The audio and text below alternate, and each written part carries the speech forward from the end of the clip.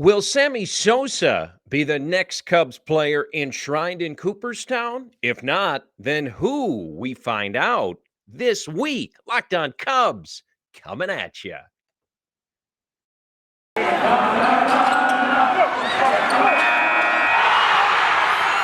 are Locked On Cubs, your daily Chicago Cubs podcast, part of the Locked On Podcast Network, your team every day.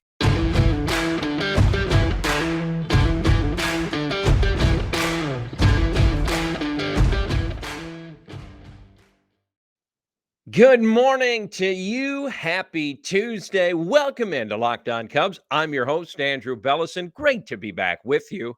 First and foremost, thank you for making Locked On Cubs part of the Locked On Podcast Network, your first listen each and every morning. Great to spend the Tuesday with you. We appreciate every single download. We're free and available wherever you find your favorite podcast. So please check us out. Engage with us socially at Chicago Cubs PA, at Locked On Cubs for the show's Twitter. Love to interact with you guys. You are what makes this show go. I'm just here for the ride. So thank you, thank you, thank you. Hope you had a phenomenal weekend, first and foremost. Lots of football playoffs. If you're in the Chicagoland area, weather, not so good unless you love the snow. But if you do, I'm sorry to hear that. Awesome stuff to get to today. Awesome stuff all week, really. I want to talk a little bit about Ernie Banks, Mr. Cub, today. There's never not a good time to talk Mr. Cub, but 7 years ago Sunday, we lost the Cubs legend. Also meet the newest members of the Cubs organization. Wait a minute. I thought we were in a lockout. Are we not? We'll get to that later in the show as well. But first, who will be the next Cubs player enshrined in Cooperstown? So we await the results later today out of Cooperstown for who gets enshrined in 2022 into the Major League Baseball Hall of Fame. And we talked about this a lot here on Locked On. We've dabbled with it about Sammy Sosa and the lack of love that he gets from the voters, especially when compared to some of those other players from the steroid era who seemingly have more clout with the voters. And one episode specifically that we dedicated previously here on Lockdown was Sammy versus David Ortiz. Sammy on the ballot for the final time this year, David Ortiz on for the first time. And there's a chance David might get in right away.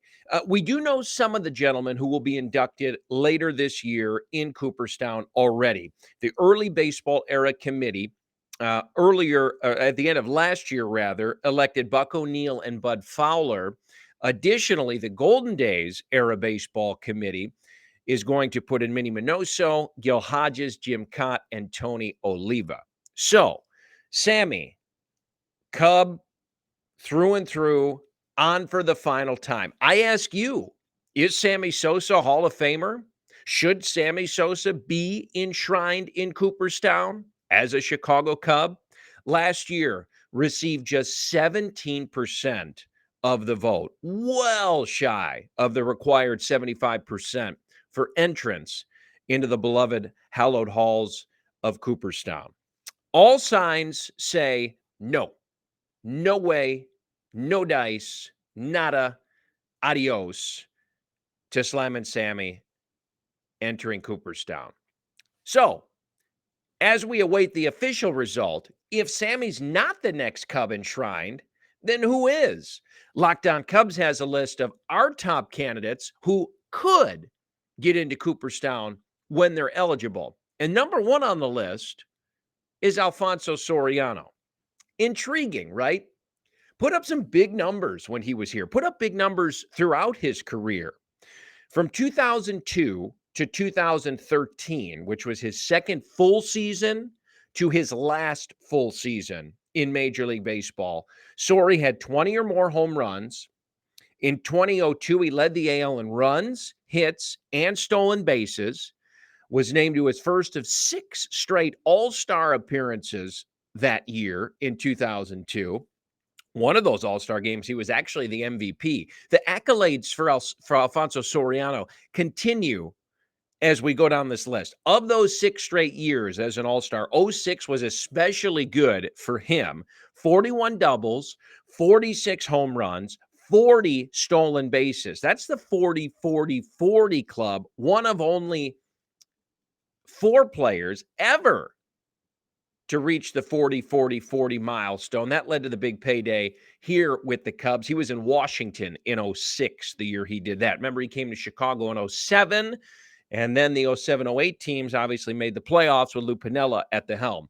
7 years here in Chicago with the Cubs. 264 hitter on the north side, 181 home runs, 526 ribbies, stole 70 bases, almost 500 runs scored, nearly 1,000 hits just as a Cub. So, over 2,000 hits, over 400 home runs, also over 100 runs scored, 19 doubles short of 500, and just 11 steals shy of 300 in his career, with a 270-plus career batting average. Hall of Fame should be a consideration. It should. Whether you agree with that or not, I'm curious. Let us know what you think about Soriano, but it's hard to argue with the numbers. Here's what I really love about Soriano, most impressively. 4 seasons where he went 30-30. I mean, that's incredible. We saw him, I don't want to say later in his career, but, maybe endish of prime, leading to end of career here in Chicago, where he wasn't running as much. So we didn't see the base stealing threat as often as he did earlier on. Here's the key, and this doesn't make him Hall of Fame worthy by any stretch, but I just love this statistic, and I touched on it. Membership in the 40-40 club, only 4 players have achieved that 40-40 status. It's Jose Canseco, Barry Bonds, A-Rod, and Soriano. So, I mean, the guy was a great player, and I know we got on him at times. He swung that giant heavy bat, and maybe it was too big, and he couldn't handle it, and yada, yada, yada, but put up some big, big numbers. Hall of Fame, you got to talk about it. This next player is one of my all-time favorites. I wore his number. Maybe he wore my number. Could we put it that way? Not really, but Aramis Ramirez, and man, was he good here on the north side. Chipper Jones in 18, Sano in 2012, last 2 third basemen that went in to Cooperstown. Obviously, Sano unfortunately selected posthumously by the Veterans Committee. As for Ramirez, 347 home runs while playing third base. Ramirez ranks 7th at the position in homers behind Mike Schmidt, Eddie Matthews, Adrian Beltre, Chipper, Greg Nettles, and Matt Williams. So a hell of a list there. He's also 6th among third basemen in RBIs for his career with over 1,400. He's a borderline candidate. I get that. I just loved Ramirez. I think, you could throw him in the discussion, so I wanted to put him on the list. Like Nettles and Williams, he was never a top defensive player at third base, never dominated the position. Saw him have a handful of leg injuries here and there throughout his career as well that slowed him down offensively. But remember, he went to the Brewers for a season after he left the Cubs and still had a very productive year during his time in Milwaukee. Tied for 276th in offensive WAR, which means he was a nice player, we'll say, but never a legend. Here's my thing about Ramirez, and this doesn't necessarily make him Hall of Fame worthy, but we always talk about clutch on this show, or at least I do. I love clutch. Who's going to come up and get that big hit when you need it? I swear to you, it seems like Aramis Ramirez got the big hit every time you needed it. It's something that you really can't measure all that well. He was an RBI machine. He played for a very, very, very long time. Had over 2,300 hits in his career. I bet you didn't realize that. I surely did not, on top of all the home runs and runs driven in. Probably no cigar for Ramirez in terms of Cooperstown, but still one of my faves. Final guy on the list, and if he did go into Cooperstown, which I'm going to say this right now, he should be in Cooperstown already. There is no changing my mind, no question. If he does go in, the chances of him wearing a Cubs uniform are slim. His time here was very short, but very good in terms of offensive production. And the guy I'm talking about is Freddie Mcgriff. I love the crime dog. I love the left-handed twirl to finish the swing. He would now have to be inducted by the Today's Game Era committee. So 2022, is possible here as we do next class for the 23 class. For his career, 284, 377, 509, 493 taters, 1,550 ribbies. His last year on the official ballot was 2019, received less than 40% of the votes. So his fate for Cooperstown is in the hands of the Today's Game Era committee.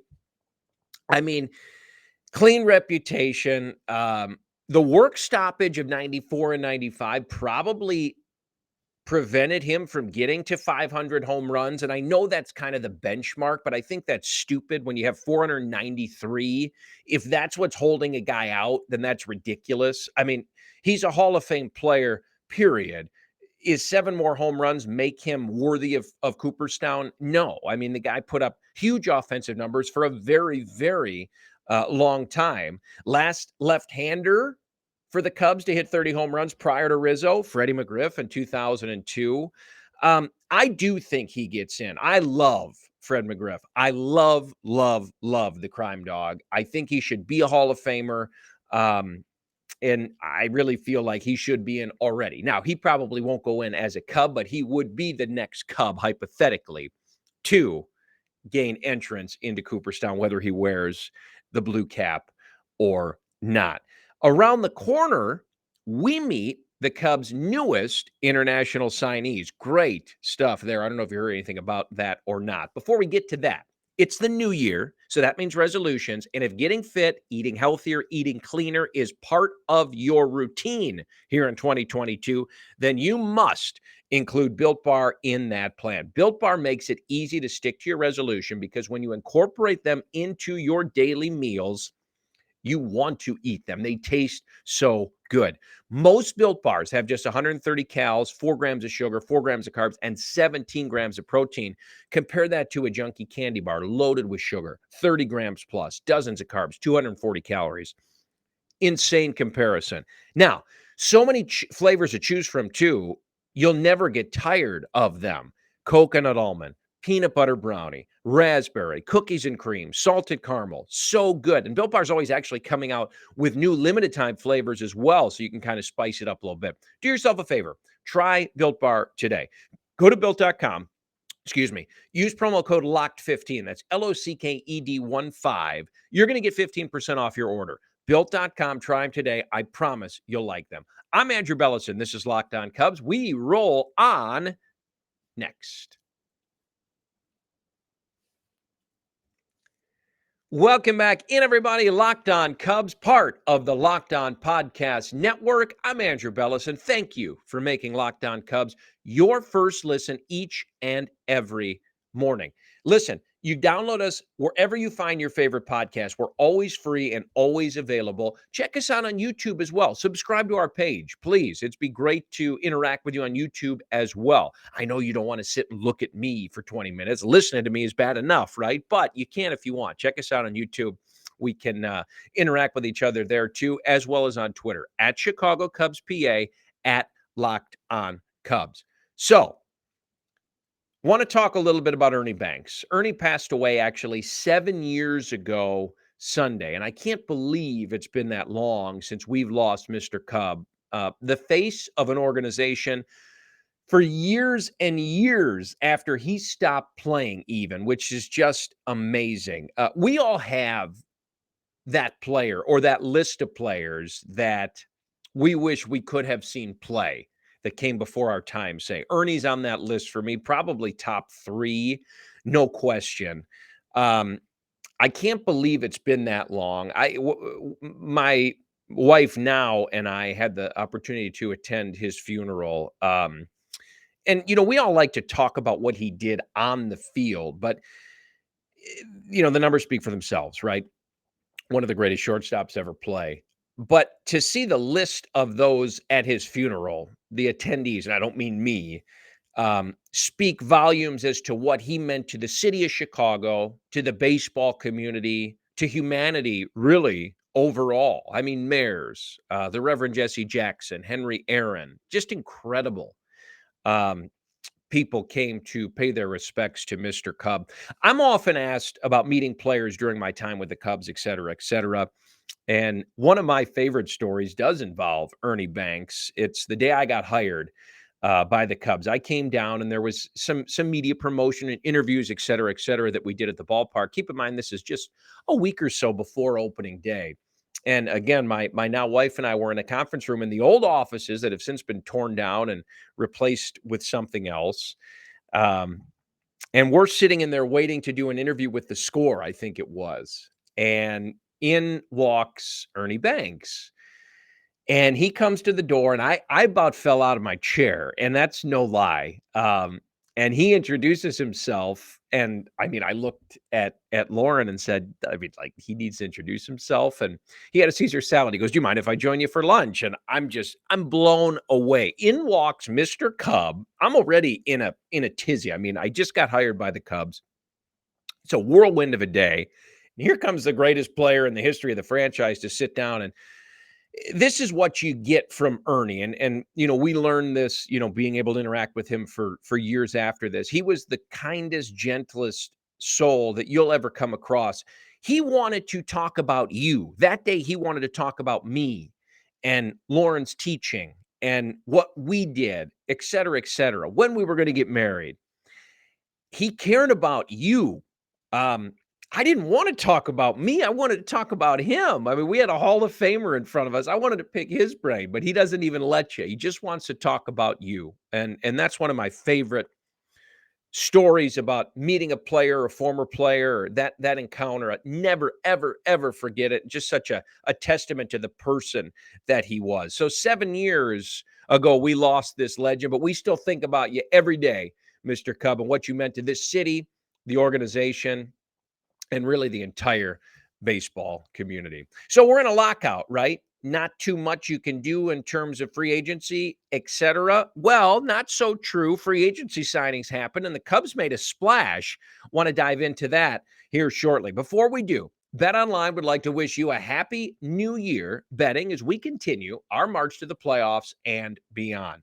BetOnline remains the number one spot for all of your sports wagering action in 2022. It's a new year, new updated and desktop site.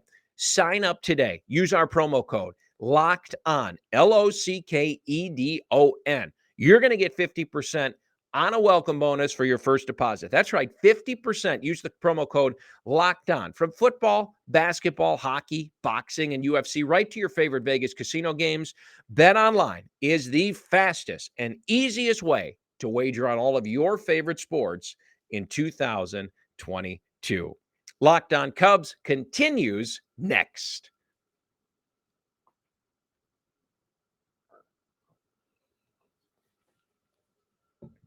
Welcome back in, everybody. Locked On Cubs. I'm Andrew Bellison. Locked On Cubs, proudly part of the Locked On Podcast Network. Well, we're locked out.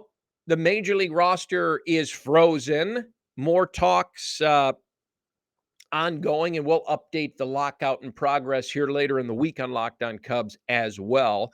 But the Cubs had some international signings at the end of last week, which warrants some attention, no question. The Cubs' success on the international market is well documented, and essentially this class is no exception, and it's highlighted by a couple really talented infielders. According to industry sources, the club has agreed to a $1.3 million deal with shortstop Alexis Hernandez. Hernandez ranks number 18 on MLB.com's top 50 international prospects list.